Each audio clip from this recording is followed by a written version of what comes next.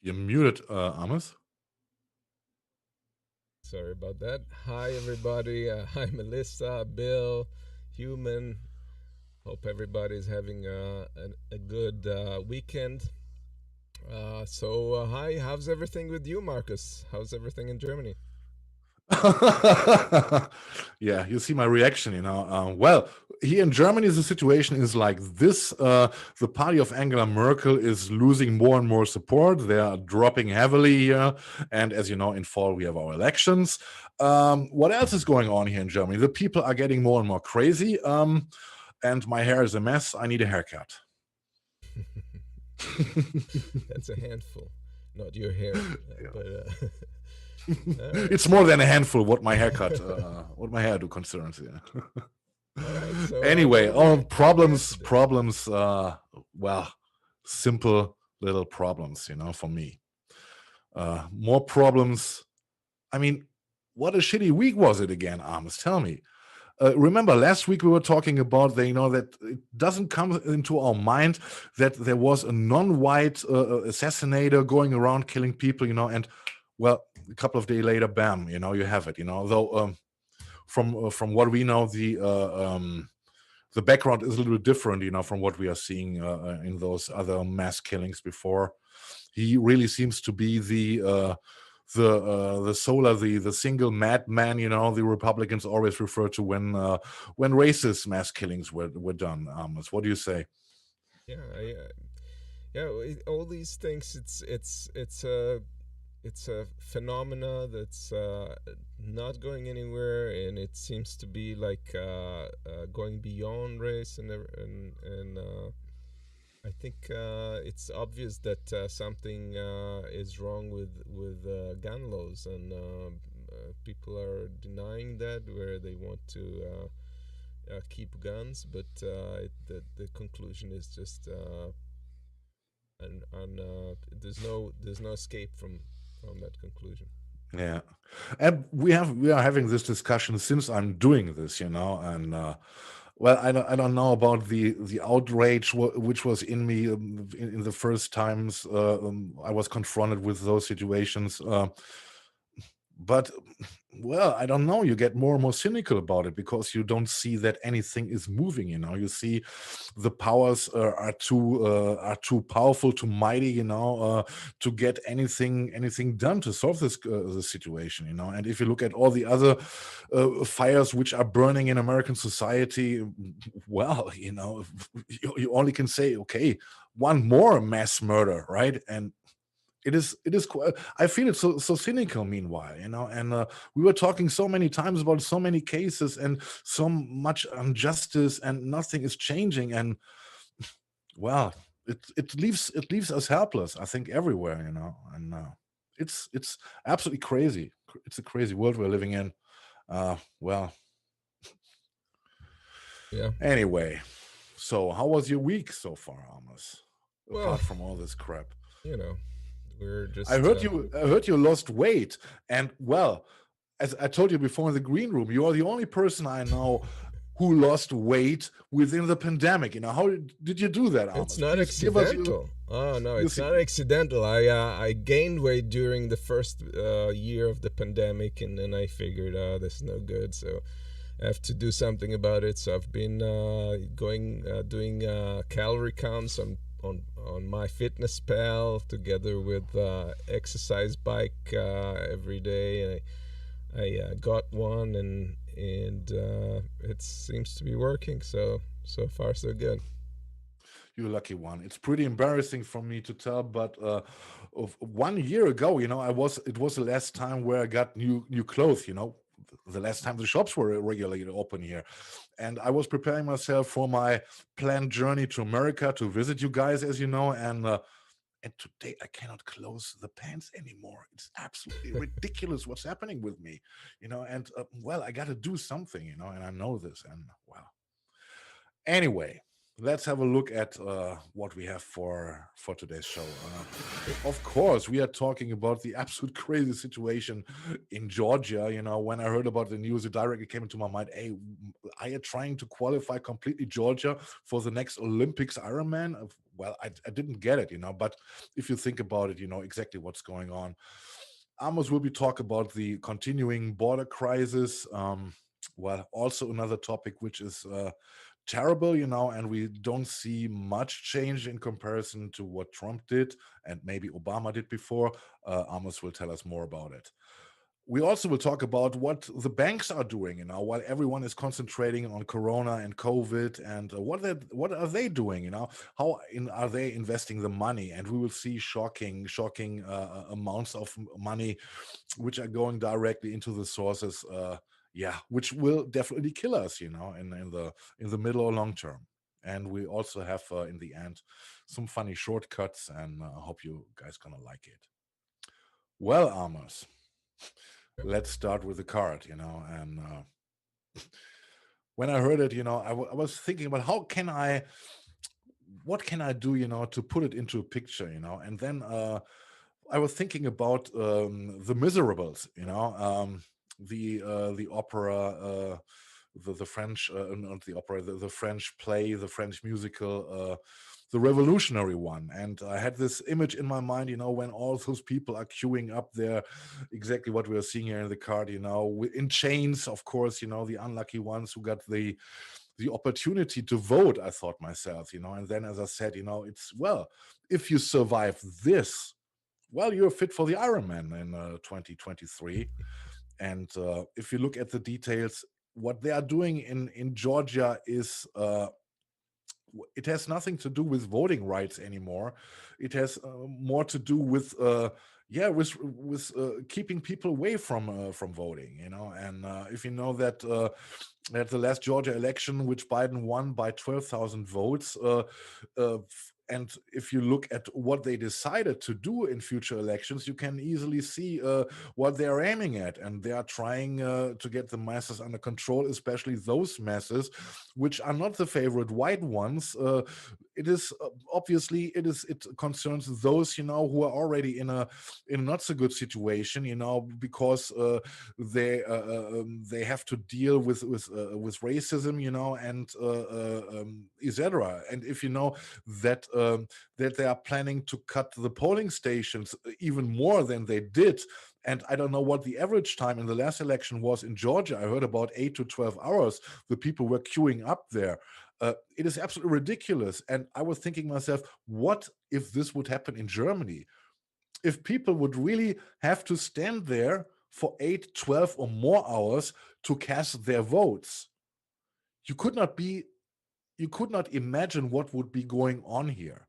It would be absolutely a catastrophe. The people would be on the barricades. No matter what, this would be unthinkable here.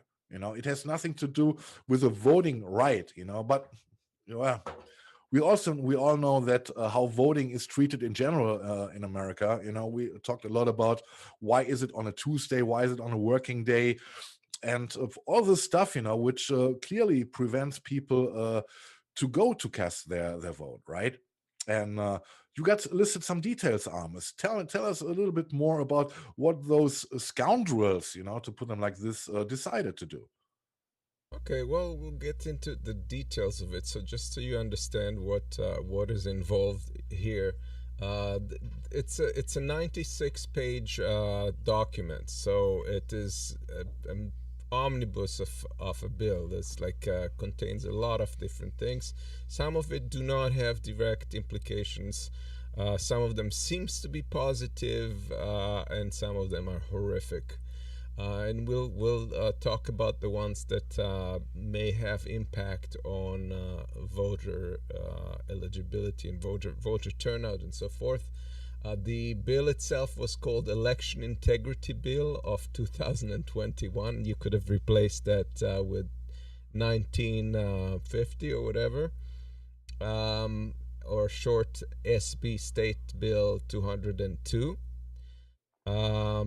ironic name because election integrity is exactly not what we're getting with it. And some of the things are this. There's an early ballot request. They shortened it to 11 weeks instead of 26 weeks that it is now. So it compresses the time that you're going to be able to get the ballots. At the same time, it is reducing the final deadline for absentee ballot cast to two Fridays before election instead of one Friday before. So you have to submit it by 2 Fridays before, supposedly to protect the crunch that would result if a lot of votes come in late. But that's kind of ridiculous claim. Both requesting and returning the ballot will require now state ID or driver license or a copy of acceptable voter ID. So a lot of people, as you know, especially in the poorer population, do not have such documents, and they find it difficult to obtain. There's they have to get days off to get to offices, get pictures done, all kinds of things. So on the whole, they expect that to reduce the number of voters in the poorer or less served population. Obviously, that has a political impact. There is also verification will include exact name spelling, birth date, and address that matches with a public record, plus an oath that those records are correct. So they can potentially strike you down if you spelled your name, you didn't give a middle name, you spelled your name with a Y instead of an I, which is how official documents have you. I mean, people can alter. Sometimes they have a foreign name, so their spelling is not that precise, and you also have situations where people just don't know their birthdays, and that's also a thing that happens especially with lesser affluent population with troubled family backgrounds and so forth. That's all instead of the signature matching. So it allows many more opportunities to strike a ballot. There we continue with the states and local governments are no longer allowed to send applications out unsolicited. So unless you are asking for an application, they cannot send it to you. And third-party groups will pay a penalty if they send a duplicate application. So if somebody is already voted in an absentee ballot election and forgot about it or lost whatever documentation or whatever, if you send them a second application, even if you're unaware as a third party, you will pay fines, and that is to punish these individual organizations that are working on voter turnout. Absentee ballot drop boxes moved indoors, and they're accessible during work hours only. They're like requirements, security requirements, which raise the costs to the local governments and will make it more difficult to comply with. Board of Election now greatly restricted regarding the emergency rule changes. So we know that they were given because of the pandemic, they changed, they modified the rules so that people could vote.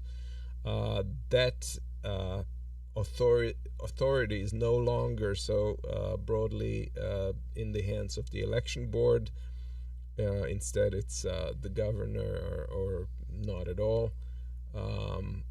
So that if we find ourselves in a similar situation as the pandemic in the future or in the next elections, hopefully not, but if we do, that's going to be a source of a problem. Also, mobile polling has been prohibited by law. It's now no longer legal to have mobile polling stations, which were used to particularly to help with local areas that were not did not have enough accessibility to polls and to absentee ballot boxes, and now they cannot remedy that. Providing food and beverages, like we discussed it in the previous show, but you cannot provide food and beverage to people who are stuck on long lines within 150 feet of a polling site, or from 25 feet from an individual standing in from a voter standing in line. So think about it. You could maybe have some station like further away, but you cannot get close to these people, and you could get fined, and it's a criminal offense now to do this. So they will use that in every opportunity that they can to intimidate people who are trying to make voting easier on people who are standing in line. Out of precinct provisional ballots are now will not be counted unless you submitted after 5 p.m. on the voting day, and the voter has to sign a statement saying that they could not make it to their home precinct in time. And of course that affects people with public transportation more than people who are driving themselves. But all of these rules they have one thing in common, and that is to lower the voting rights of individuals in large urban communities, and it's clearly political. It's been said that this has been the Jim Crow compatible laws, maybe without jelly bean counting and some minor detail. But we got here in chat, we got Melissa H, for example. She says, when we bought our first house, the lawyers found my name on legal documents with 5 different versions of my name. Imagine the nightmare of having to deal with that to be able to vote. Exactly. Melissa, forget to vote. No chance with that, you know. Exactly. Well, and the Jim Crow 2.0 is, and I found an article which is quite interesting. You know, if you look at the second paragraph in it, in which Lauren Growargo says this bill is nothing less than an all-out attack on democracy in Georgia and gives Republicans a license to intimidate voters. Anyone in Georgia claiming to support access to the ballot must stand up and speak out against this dangerous and fundamentally anti-democratic legislation that is nothing more than a Republican power grab to take control of our elections. And well, then it really happened, you know, and it didn't came out good, right? Amos, we had the situation yesterday, and I think we should run the clip, you know, to give an impression of what what you can do in Georgia and what is now illegal. Before we do, I wanted to address the Melissa's point, and that is that with the names, and it's statistically known that people in Black communities, Hispanic communities, and immigrants basically have much more of mix up with spelling of names. So clearly that's something that is going to affect these target electorates more than others. Yes, definitely. Yeah. So there it is already teased, you know. We see and let's roll the clip before, and then we go into details a little bit later.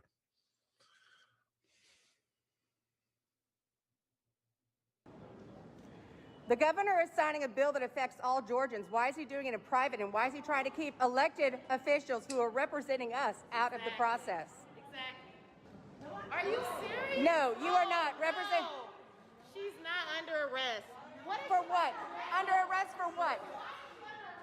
For trying to see something that our governor is doing? Our governor is signing a bill that affects all Georgians, and you're going to arrest an elected representative. Why are you arresting her? Tell us now. Why are you arresting her? Cite it.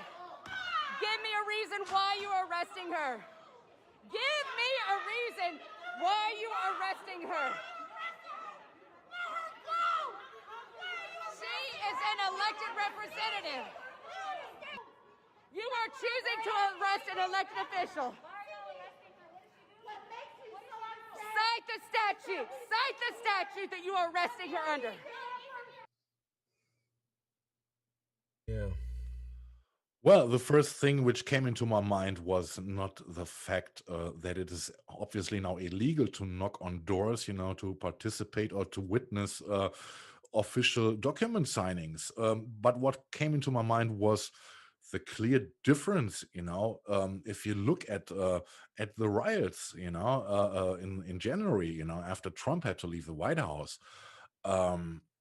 I remember those photos and those footage, where policemen were guiding out white people, elderly white people in most cases, and they're very carefully and they're very polite to them, And if you see this, well, it puts also a very dramatic racist note into all this, Amos. What do you think? And this is not true, not new. Of course, in the Jim Crow era, there were dramatic things like that where they arrested people, and there was a guy who tried to stop the clock, hung out of the balcony to try and stop the clock before midnight to prevent the Jim Crow laws to get into effect.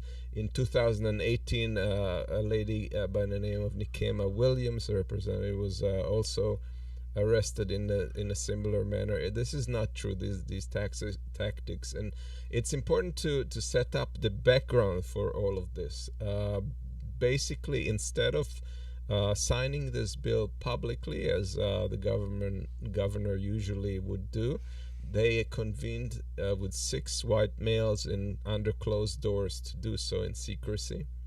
And therefore, this is why this progressive representative, she's a firebrand progressive representative, 20 years old, by the name of Park Cannon, she wanted to shed the spotlight on this. And she was at another protest in the airport, siding with union people at the time when she found out about this bill, and she rushed, took an Uber, I think, or something, and drove half an hour back into town to expose this as best she could, and she's done that. I think that probably they didn't calculate it that way, but her profile has now been raised nationally, and I think that will help her if she attempts to make changes in the future. We will see, what change is concerned. I'm a little bit skeptic. But interesting is to see, if you can show slide 13, please, what's going to happen with her. And there's an interesting quote. Let's read before.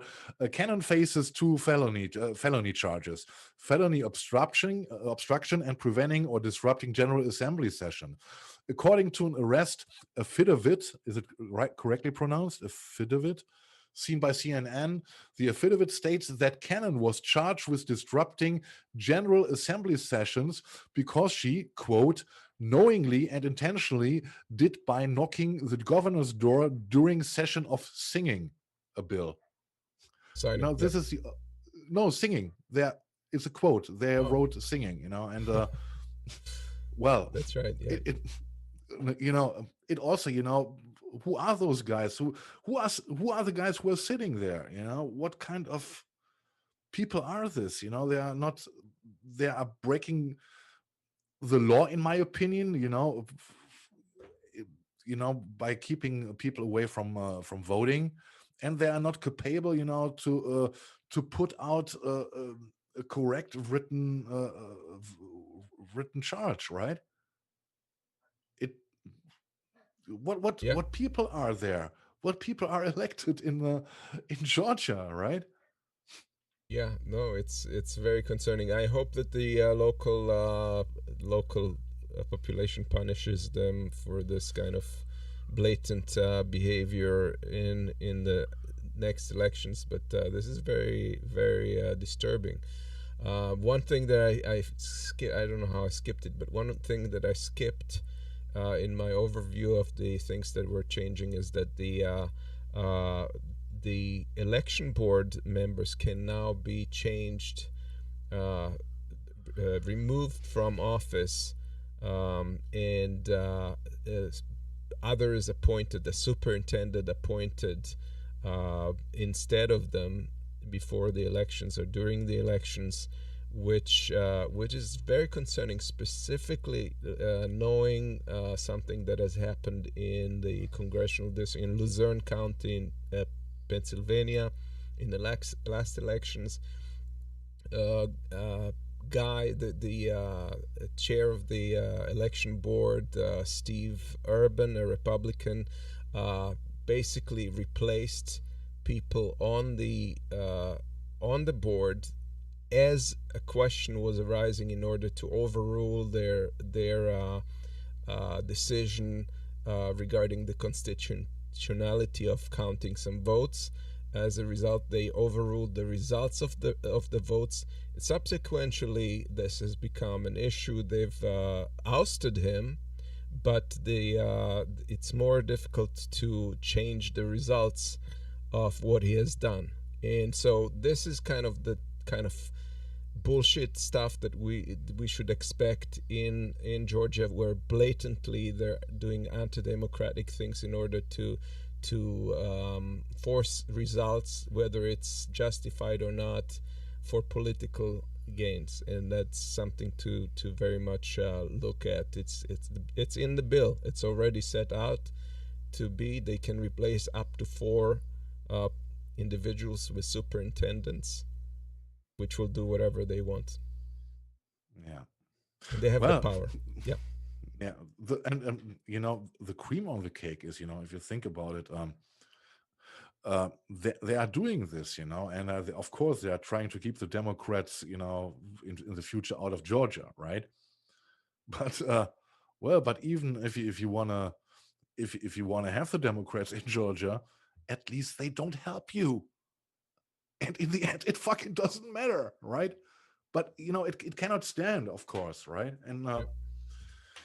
well, it's very depressing for the people in Georgia, and we will see. Do you think there are chances that other states are going the same way? Like we know the deep red states like Missouri and maybe Texas. Maybe Texas is already too progressive in quotation marks. But what do you think, Amos? Is there an option for others to do the same way? uh, it's hard to see someone as corrupt as this governor. He's done stuff like that in the past, and nobody's stopping him. So he's gonna continue doing so until he's ousted out of power. It's just a sad state of affairs.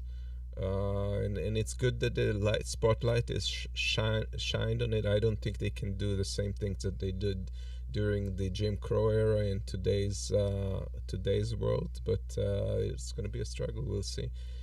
And this Definitely. comes at the time when we're actually trying to fight over a progressive bill, HR1, that is going to improve things as far as voting is concerned, and now we're still dealing with this kind of crap that is actively trying to prevent people from voting. Yeah, yeah, yeah. All right.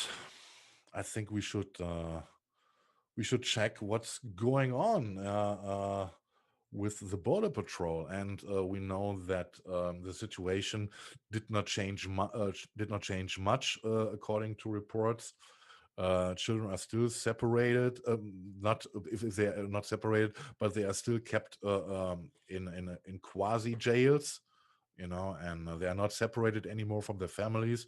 which can be considered to be a progress, but it doesn't change the situation in general. And now, as we learned, Kamala Harris is now the supervisor of it all, and she has come to aid and end all this, or whatever her plan is. What, Amos, give us more information on it. I don't know much about Kamala's involvement in that, but I don't know that they're sufficiently equipped to deal with it, or that they want to. Biden has so far just exclaimed that they need to return the asylum seekers to Mexico, and that he asked them to wait to a better time that to deal with asylum requests. But that's kind of insane when you know the pressures and the situation along the border. So I don't know. Wait for what? Meanwhile, a law that's been the brainchild of Stephen Miller. You remember Stephen Miller? Or Oh yes, who can forget Gargamel? he introduced this Title 42. Title 42 is a way for the Border Patrol to turn asylum seekers right on their spot without any due process or legal action, and turn them back into Mexico for in about 2 hours. And as far as we know, they've found that this is still in effect. They're still using that title. And in the last month, they returned 88% of all Border Patrol asylum seekers, all border asylum seekers under this title. So this is still going on. We should all know that's the fact. What is more disturbing is that after the Border Patrol has been taken to court regarding the inhumane conditions that the detainees were exposed to, the immigrants were exposed to, including cold weather, exposure to COVID, and so forth, they have now progressed into just dumping them in little communities, little towns in the desert, in the middle of the desert, little communities that like have maybe population of 2,000, 3,000, and are surrounded by dozens of miles till the next town, in an area, particularly in an area called Ajo, which has in the last year seen a record number of human remains due to the passage. There's an article about it in the Intercept. I recommend everybody to read. We'll post the thing in the chat, in the comments later. And they basically it's very disturbing. Here's what it says in the start. The rural Arizona border community of Gila Bend declared a state of emergency this week following a significant change in the U.S. Border Patrol operation that has the agency dropping migrant families off in tiny desert towns with scarce resources to receive them. It's 30 miles to the next type of town, and that's 30 miles of open desert, Mayor Chris Briggs said on Tuesday. Come July and August, we're going to be finding bodies. That's their expectation. To their credit, of this local Ajo community or local, there's like something similar to a town hall or whatever, like combination of towns have this governmental agency that came up with a way to deliver people that are dumped in these desert locations and transfer them to Tucson and to some welcome center that has been helping with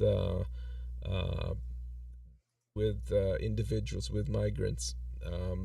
these are so far that have been families, no, not children or separate individual women, but families. Um, and this now we know 88% are sent back by Title 42. The ones that are not, that cannot be sent back, that the court has rejected from being able to send back, these are the people that they're dumping in these communities. So those are people who have some sort of a, I believe, have some sort of a claim on moving across the border, or have been found to have COVID, that it's known that they have COVID or whatever, and they cannot return them to Mexico in these situations. They just dump them in these towns, which is just, to me, completely inhumane. This I don't know how much the administration is involved in it. It's hard to know how much of it is because of people who are in the border patrol who are leftovers from the Trump era. It's or how much there's involvement from the federal government. But this is a very disturbing thing that has to have a light shown on it. People may die as a result of it. But these little communities they're doing what they can to transfer these people from the moment they're dropped to another location that will receive them, but they cannot sustain it for very long. They're doing it on their own dime, and the border patrol is just like washing their hands off it. Maybe even as a kind of a punishment to like, because we're not allowed to hold them in subhumane conditions. So there, take them, do what you want. So it's unbelievable. It deserves to have circulation. People need to know about this. We have, as you mentioned it, we have a kind of same situation here in Europe, when it comes to the people who are at sea, on sea, who are flying over the sea to come over to Europe. And we have our frontiers guarded by a company which is installed by the European Union, which is called Frontex, and they are massively criticized since they are active, that they are doing illegal stuff, like when they are finding people on sea. They are trying to put them into the official waters of maybe Turkey or other countries, to get rid of the responsibility, to put them at safe land, to rescue them. And it is they were not confirmed, when they had to answer questions from different governments here who were criticizing them. They refused to confirm they did anything wrong. But the evidence is clear. We got so many evidence already, also coming from different countries who witness what they are doing. And it is the same motivation. We are closing our eyes and don't see the bigger picture, because the question is why those people are fleeing. This is one reason, is wars, and you can ask yourself who conflicted the wars. And the second one is, of course, the climate change, which is hitting more and more. And these are two main reasons people are giving up their homes and fleeing from it. And of course, we are closing, not of course, but our eyes are still closed, as a general society, and well, those people are put either on the sea, to let others care about them, and or, as you say, in desert-like surroundings, and it's crazy, and it has nothing to do with humanity. Yep.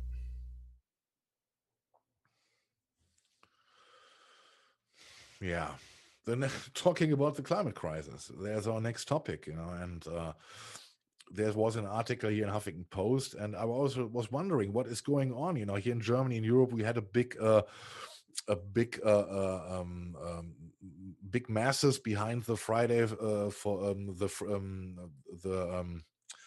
Friday movement. How was it called again?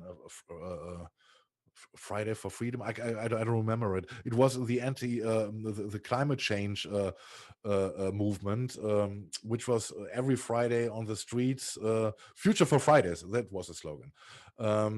Fridays for Future. Sorry, now I got it correct. Fridays for Future, and of course, when the coronavirus appeared, they disappeared, because everyone is at home, and of course the focus changed over the past year. Everyone is concentrating on the COVID virus, but what's going on with the climate change, which of course didn't stop, and we know that we got data, from the first time when nearly everyone was locking down their countries, that there was a temporary recovery to register, but of course it is nothing which would change anything about climate change in general. It is going on, and if you look at the data, it is rushing, and it is going faster and faster, and the governments and of course the big corporations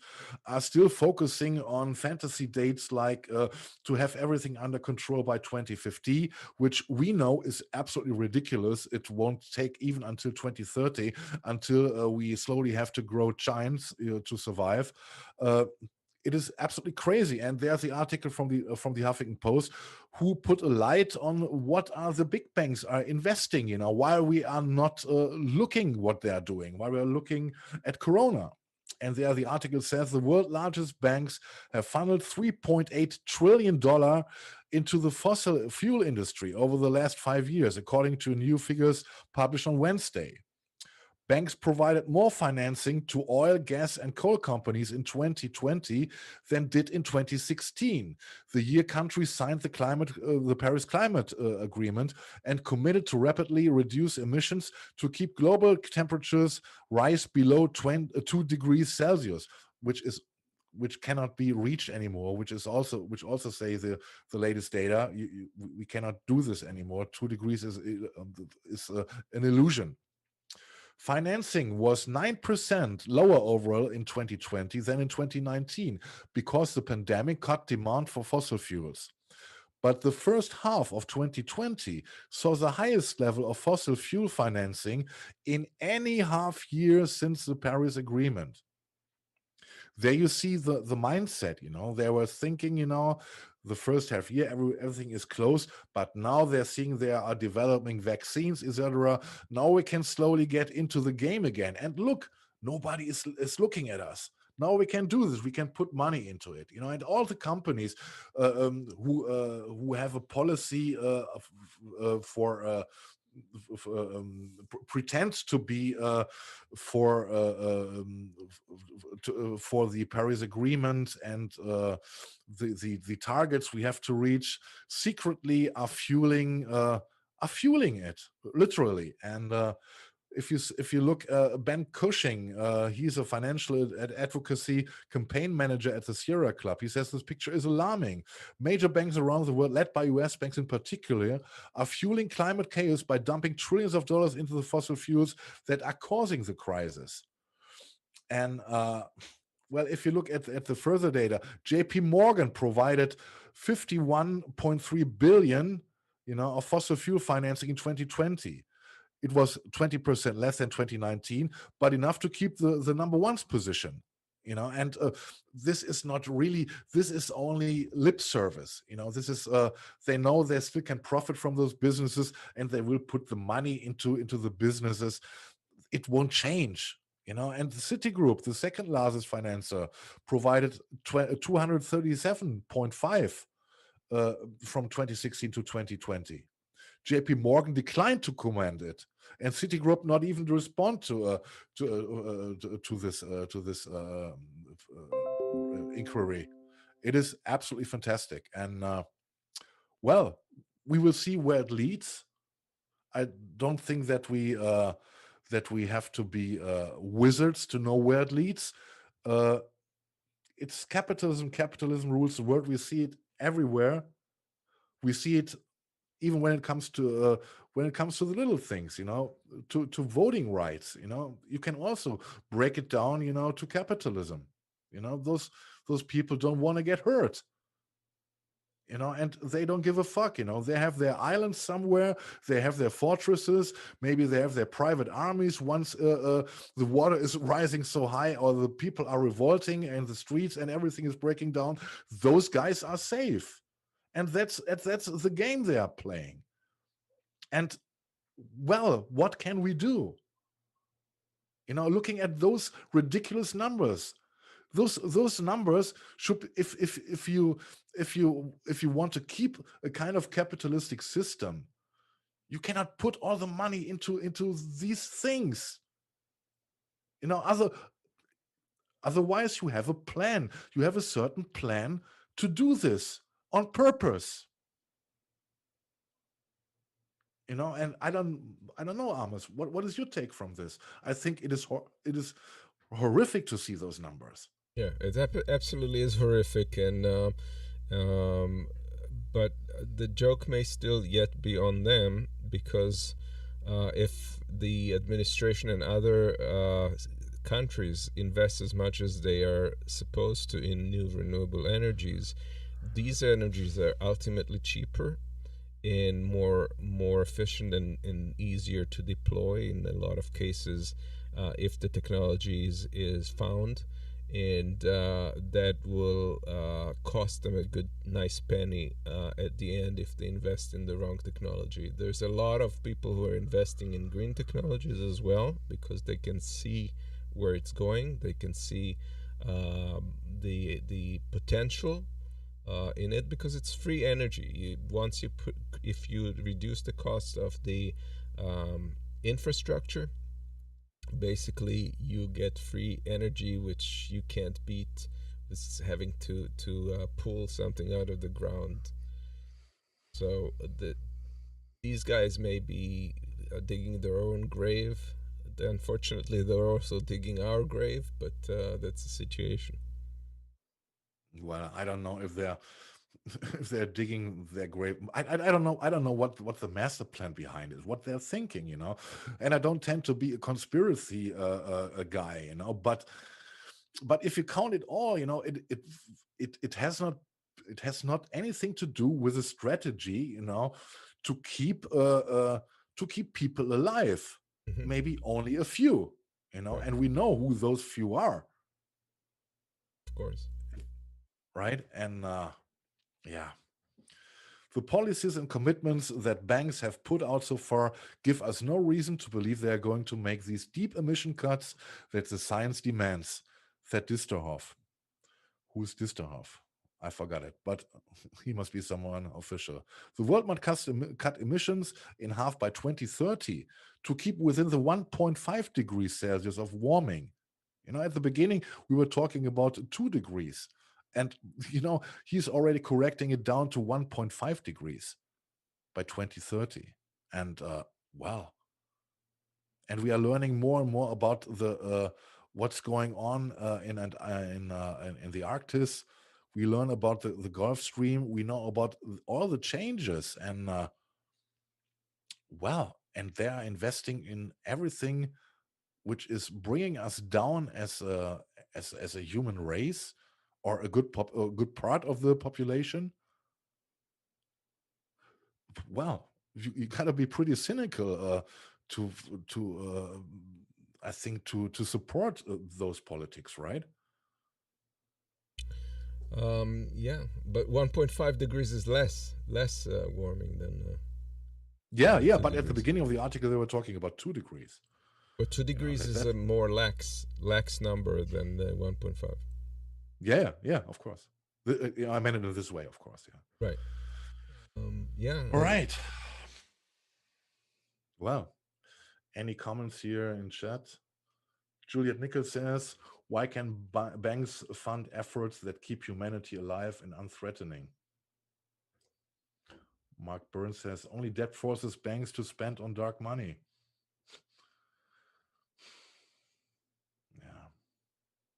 We've battled, it reminds me, we've battled locally, this group, environmental activists that I was part of, battled these investment in local gas facilities, natural gas facilities for power stations and so forth that would power New York and so forth. And that was difficult to even do. But what happens with these things is that it seems like it's innocuous. They're gonna just invest in a, I don't know what processing plant it is, as a phase out. But this is something that they build for the next 10-20 years. So this will continue to have impact in that time scope. And you have to remember that it's not something that is 20 just years, 20 Yep. years, and we are already at 2040. Exactly. The problem is when we are saying this for years, the window gets closer and closer. It gets narrower and narrower, and it's closing faster and faster. And all efforts are only a little drop in the ocean. Yeah.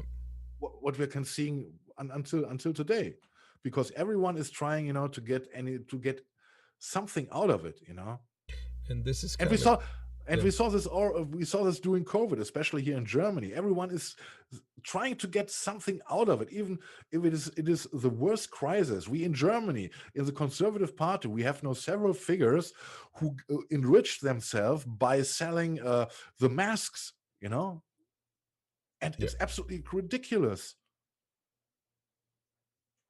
And this is coming at a time where the science is showing worse and worse news. Like there's been this study where they found that the ocean currents are slowing down, and ocean currents are the major driver for carbon sequestration. So basically, if there's no flows in the ocean, even less carbon will be sequestered. It's going to speed up global warming. And that's what we talk about, the runaway global warming, because at some point there's a whole range of self-developing activities that are kind of like spiraling off and just increase and accelerate the process and making it even less possible to stop. So it's not just our actions; it's our actions triggering natural events that are going to accelerate things. Yeah, we will see what the future brings. Yeah, let's go over to the shortcuts, and it was hilarious. I don't want to comment it; just roll it. I think everyone will get its laugh.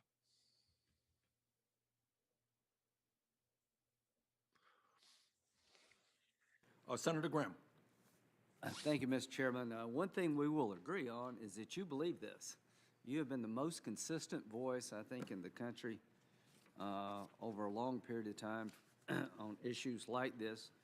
We do have disagreement, but I like working with people who believe what they believe. I mean, with all the millions and millions and millions and millions of universes, why the fuck do I have to be in this one where those idiots, those worms, spineless worms, are praising Bernie Sanders for being consistent, and he loves to work together with people who are consistent. Of course, he doesn't know this. It must be completely strange for him, that this exists. It is absolutely, and it is so cynical, and it is cynical. It is, yeah, Cynical. Lindsey Yes. Graham. And Lindsey Graham is just the character to talk about standing for what you believe. Yeah, the political contortionist, and he is praising Bernie Sanders for having a backbone. It's absolutely hilarious. Yeah, I love the picture, by the way. Yeah. I was so hoping, that he was, hitting Yeah. Graham on the head, on a stupid fucking head. Sorry for the F word, by the way. Not sorry, of course. Well, what's going on with the bald eagles? What did they find out? Okay, well, so this is something that happened 25 years ago, 1996. All of a sudden, birds and like bald eagles, that is the symbol of the United States, started like crashing into walls, wobbling, falling off cliffs, all kinds of things. Uh, they did not know what the heck was going on. At the time, there was a uh, researcher, let's see, by the name of Carol, um, what's her name? Carol Metier. She was a pathologist of the National Wildlife Center. She could not find the results. She said that they excluded all kinds of different things that they knew could be possible, except for secondhand cigarette smoke at that time. Uh, so that was the situation. They continued researching a woman by the name of Susan Wild, was aquatic scientist at the University of Georgia. She continued, and in 2001 they had a name for it. They knew exactly like what happened to the birds pathologically. They called it the avian vacuolar melinopathy, or AVM for short, and it has to do with deterioration of the melanin uh, uh, coatings in the brain, something like that, causing brain damage to these birds. And they noticed that before the eagles, there were birds by the name of coots. Coots were swimming around upside down, struggling to breathe and get their heads from underwater, which was very disturbing. And so they became easy prey for the bald eagles, and that's how the bald eagles got it. So they were trying to figure out what was really the source. They found a plant by the name of Hydrilla verticillata, which was common to all these bodies of water where the birds were affected. They looked further into it. The bird that fed other birds with it, that hasn't affected the other birds eating this plant, and then they realized that would have to do with cyanobacteria that was on the plants. They identified that cyanobacteria.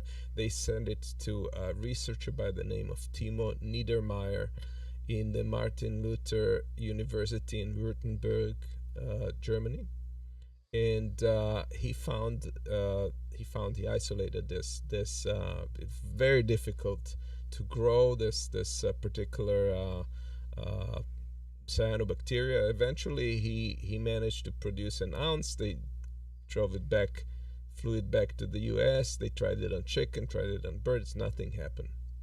And then, after much more research, just recently they discovered that there was a difference in the cyanobacteria that was coming from these plants in these locations and the ones grown in the lab, and the difference was 5 atoms of bromine in the molecule composition that the toxin was built from. So that further investigation, they discovered the supposition that the presence of bromide in these places was probably either due to coal mining activities, or ironically due to herbicides that were used to exterminate that invasive plant that we mentioned, and thus giving this cyanobacteria that special configuration that was causing these birds to die off, that also probably affect fish. And finally they resolved finally they resolved the mystery after 25 years. Now, why am I talking about it? Why is this important, other than a curious scientific tale? And the issue here is that we don't know how things turn out, and we change things in our environment, and this weird accidental combination between these chemicals that are in the presence, some invasive species, and this just one in a weird combination, one in a lifetime situation where you have this juxtaposition causes this mass die off, and to predict that, let alone to stop it, is going to become increasingly difficult. And we saw 25 years. It took them 25 years to even decipher what has happened. Since luckily, the bald eagles have stopped dying from this due to various things. They've in changing in how things were dealt with in the environment, but that might have not been the case, and we might have lost the species that represents the United States symbolically. That shows you where we are. It's very disturbing, and that's the lesson that we have to take from this. Yeah, don't worry. It is worldwide. It is not only America. Oh yeah, of course. But I think, was there something in Australia also where they put certain animals? Wasn't it frogs or something, which they imported to Australia, and they did not find a natural predator, a natural opponent, if you want so, and they yeah, they covered a lot of parts, of the areas where they were put in, and it was absolutely crazy. And and if you know this, if you only put in animals which don't belong in a certain environment, and you see what comes from this, you don't have to be a rocket scientist, that if you change things on a smaller basis, maybe on a molecular basis also, that also this would cause changes which we cannot oversee in the consequences, Yeah, and it's time and time again we see that changes that we make in the environment has unprecedented, unexpected consequences, like the Dust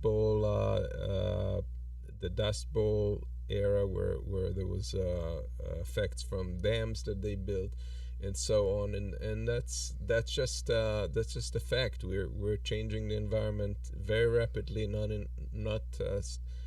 not giving nature enough time to adjust it, and we're seeing the results of it. We're seeing how we're into a new mass extinction era, and I don't think it's avoidable at this point. We're smacking in it, and it's gonna continue to happen, unfortunately. And we need to stop these people who are forcing those changes irresponsibly, or allowing for them.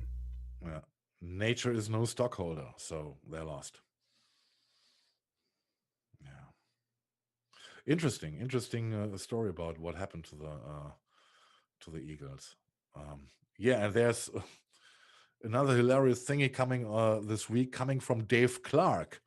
Dave Clark, who is the CEO of Amazon, and I read an article in which he referred to his beginnings at Amazon, and he said that he was a guy who was hiding in the shadow, and to check out who from the employees are slackers or coming too late to work, to get a reason to fire them. This was what as supposed to be one of his introduction speeches he gave. And well, he came up with a tweet: "I welcome Senator Sanders to Birmingham and appreciate his push for a progressive workplace.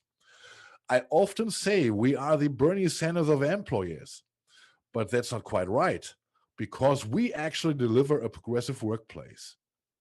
Right. I don't know if you can get any more cynical, and Of course, the context of it is the current unionizing. Yeah, of course. Yeah, the contract is yeah, of course. Well, and the point is, the striking if they are so on the Bernie train, right?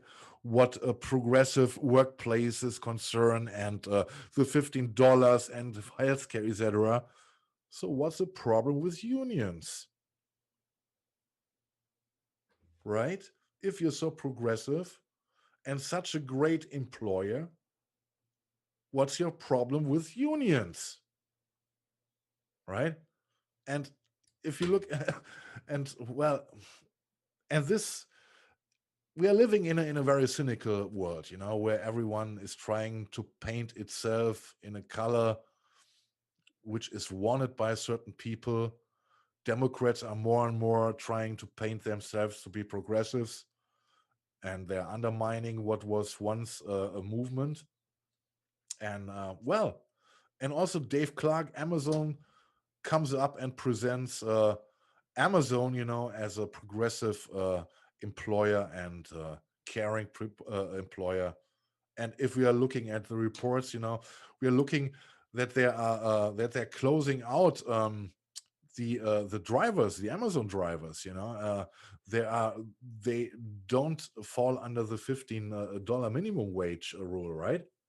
And if you know how they are pushed, that they don't get any breaks, to go to a restroom, etc. And they wow, how can you come up with this bullshit? Who do you think you can fool with it?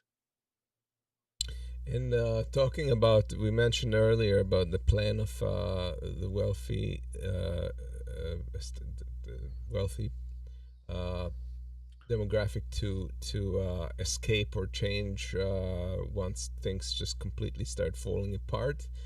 I believe it was Bezos that came up with this thing where he was talking about how we should colonize space, and we're at the point where we could start doing so and move to Mars and do all that stuff. And obviously, like, he was presenting it as a solution for the environmental degradation of the planet.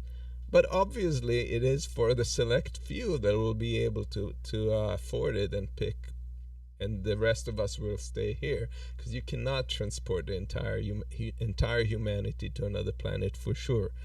Logistically impossible. So that's where their head is at. And when you're talking about their investment in such things as the private rocket industry and so forth, that's where they're aiming at. That's what they're thinking about when they do so. So I'm not saying it's a bad thing to do space exploration and improve space technology and stuff like that, but it's very important to keep in mind what these fellows have in their brains to leave us in the dumps, and use Yeah, that as an escape hatch. yeah. And a funny side note is that Elon Musk is now learning that the German unions are pretty powerful, and he has big problems. He is planning to build up a facility here in Germany, and well, it is not so easy as he found out, and we will see if it finally will come to this facility. It is there's a lot of it is about everything with Elon Musk. Everything is unsecure and a little bit yeah. There's nothing. There's only in my for my taste there is too less solidity to his projects. Do you know what I mean? There's too much. It will happen in the future, and wow. Anyway, I think this tweet from Dave Clark is absolutely ridiculous. And if you go to Twitter and want to check it, you see that he got the fitting answers to this bullshit. And well, but that he has the chutzpah to come up with this. That should have been in our satire section. Yeah, it is satire, and yeah, and there we are. Yeah, we were talking. Yeah, we talked about that at the beginning. This is the second pandemic, and this is an America only virus. You got this virus exclusively. Yeah. Damn. Yeah. Hi, welcome to Biden train repair. Lacks the ratings of Trump train wreck. Yes, I watched the first address of Biden he gave a couple of days ago, and well, I mean, it was not Trump, right? But it was a hard difference. It was a hard difference, right? I don't know how you watched it, Amos, but I can see that the ratings for the mainstream media, at least on TV, dropped by nearly half. Because Joe Biden is absolutely no action star, right? I have to admit, mea culpa, I'm part of that drop. I have not watched it. Okay, I did, and yeah, in parts, it was a little bit like Grandpa Simpson, where he was distracted and a little bit lost in his narration there. Anyway, yeah, proof America's getting back to normal. Airplanes travels up, movie theater attendance is up, 2 mass shootings in 2 weeks. Yeah, damn. Your turn. I have to play American roulette. Your turn. Will it be your turn next? Wheel of mass shooting. Yeah. And this is Yeah. the half This is staff. great. This is great, yeah. And who is marching in front of this bullshitters parade? It's Darth Turtle, Mitch Yeah. McConnell.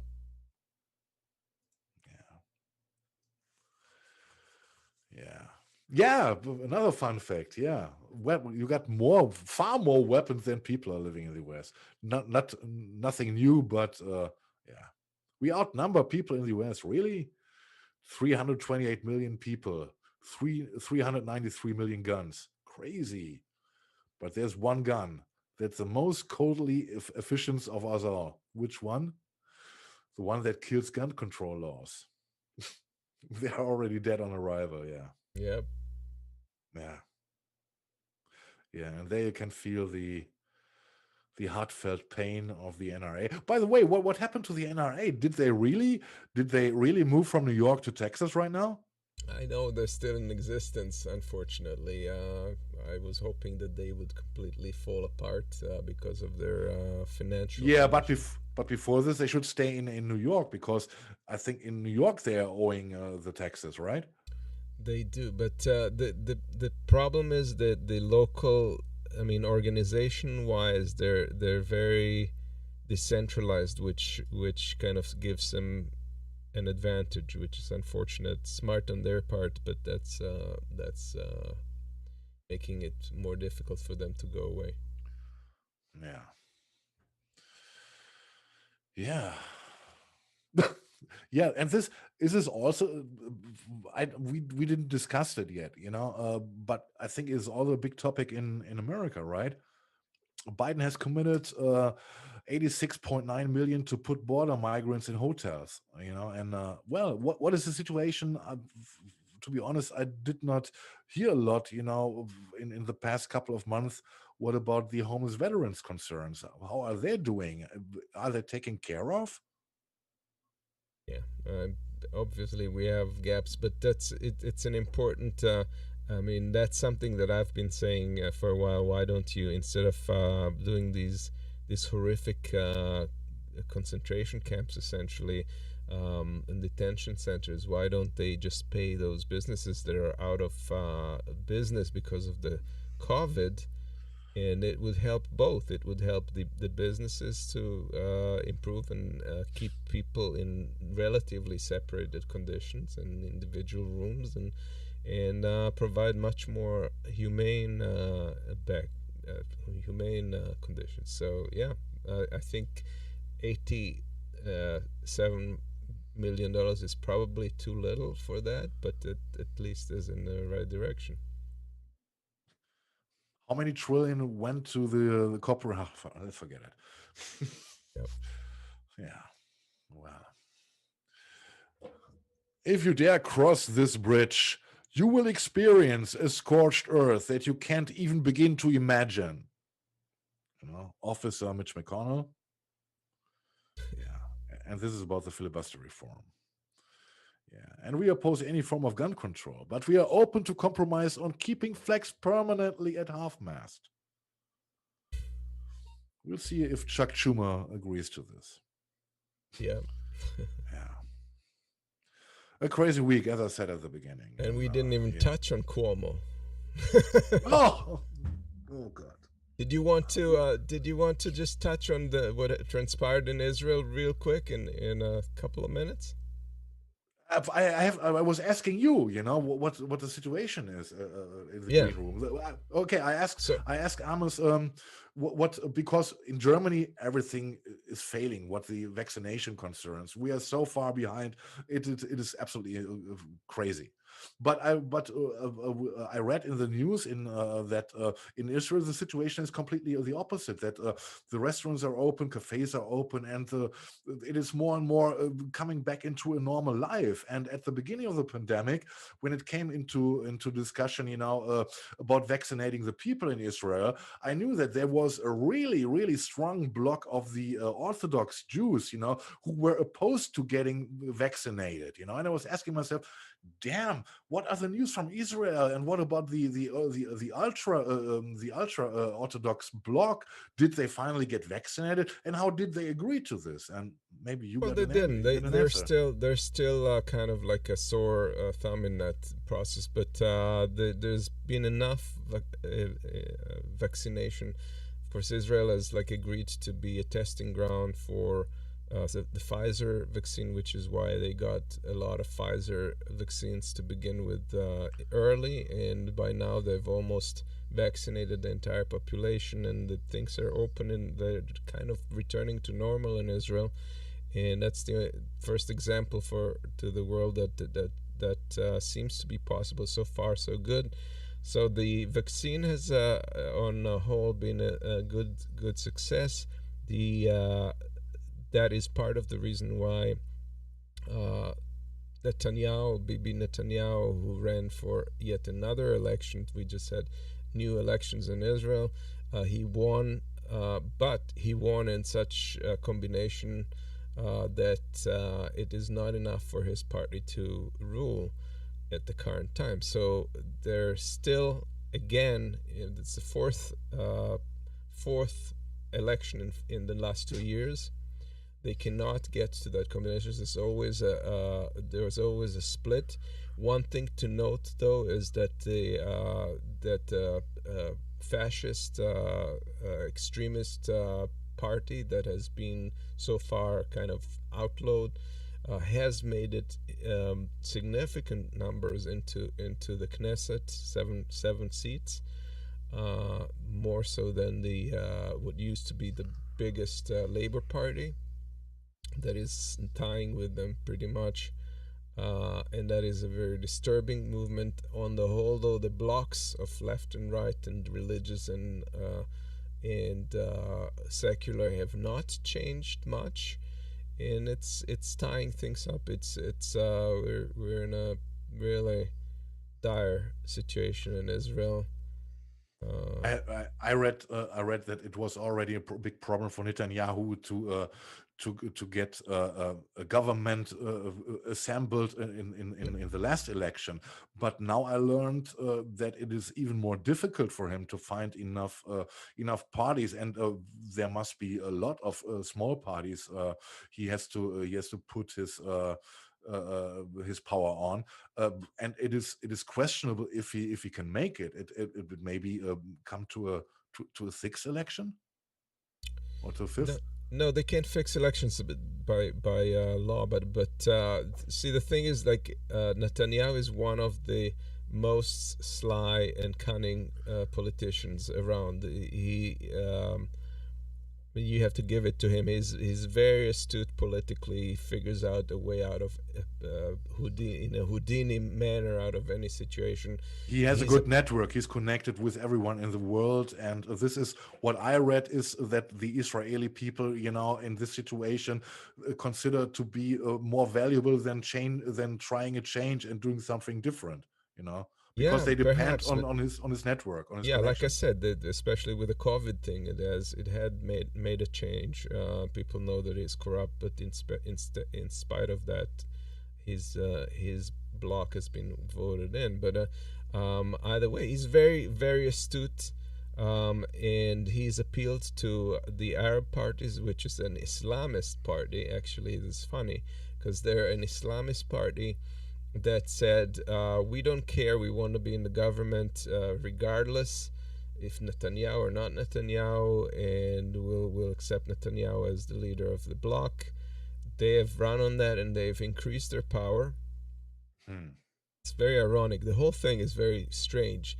And as a result, if he's to build up a coalition, he has to rely on this extremist, racist party on the right, together with this Islamist party on the other side.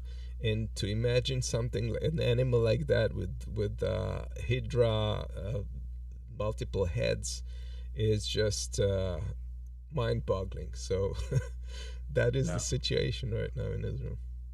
Crazy. Yeah. Yeah, we will see where it goes. Well, guys, we are already at the end, and I searched the whole morning to get an outro clip. Something we can play with on this channel. And well, I did not find anything. I don't. No. I found some pieces, but copyright stuff, and so we have nothing for today. We only have our best wishes for you to stay safe. To keep your mind sane. In those times, in those crazy times, and yeah, enjoy the weekend. Something? I'm sorry. Can we hum something? Hum? No, I'm not a good hummer. No. You sure? Maybe we can hum Mozart's Requiem. I don't know it that well to be able to do it out of. This would be fitting at least. Well, guys, have a good weekend and enjoy yourself. And as I said, be safe. And hope to see you guys next week. Bye bye. Bye, guys. Bye bye.